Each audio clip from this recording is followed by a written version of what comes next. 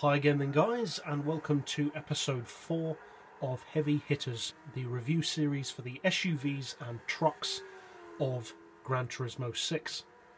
And in this episode we're featuring a vehicle which is considered to be a bit OP by many people. It's known for being a very, very good all-round car. It is of course the Audi Pikes Peak Quattro concept, which a few years down the line was used as the primary design basis for Audi's first production SUV, the Q7.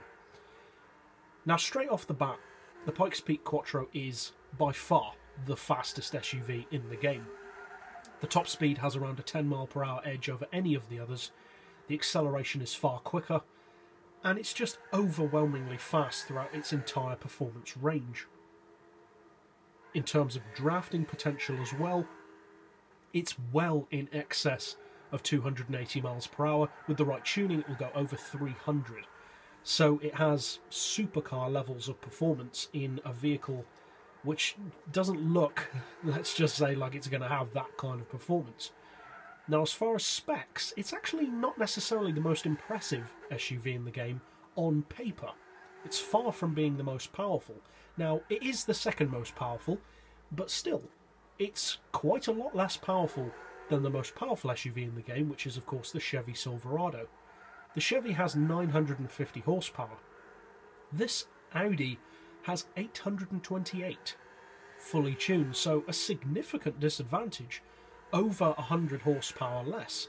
And as far as torque, it produces 650 pound-feet, which again is significantly less than the Silverado. That's almost 200 pound-feet of torque less.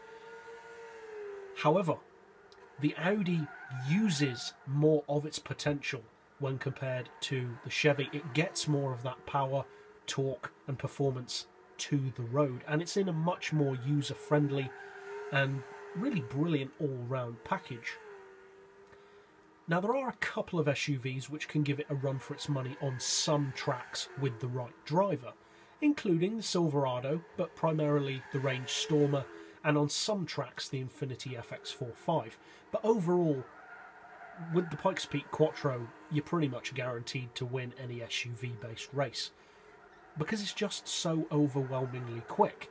It's pretty much the Veyron of SUVs on the Gran Turismo world, and it takes some beating, not only by SUVs, but also by even top-level supercars.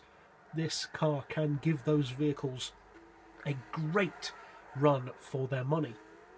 Now, like any vehicle, it's not perfect, and although there are always niggles here and there that you can pick off about a car, the only main downside to this Audi is the price.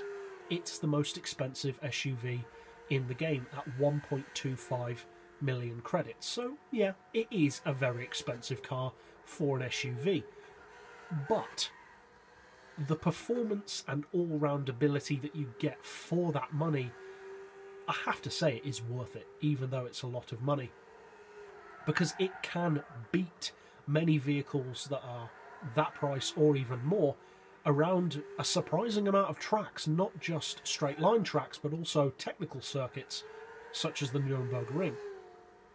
And one of the great things about the Pikes Peak Quattro is how nimble it is, and that is surprising for a vehicle of its size. It's one of the biggest SUVs in the game, but it's surprisingly light. It weighs a very modest 1,410 kilos with the full weight loss package, and thanks to that modest weight combined with its impressive power of 828 horses, it has a very respectable power to weight ratio of 587 horsepower per tonne, which, although compared to some of the supercars in my other series may not sound that great, this is an SUV we're talking about, and for an SUV that is pretty good.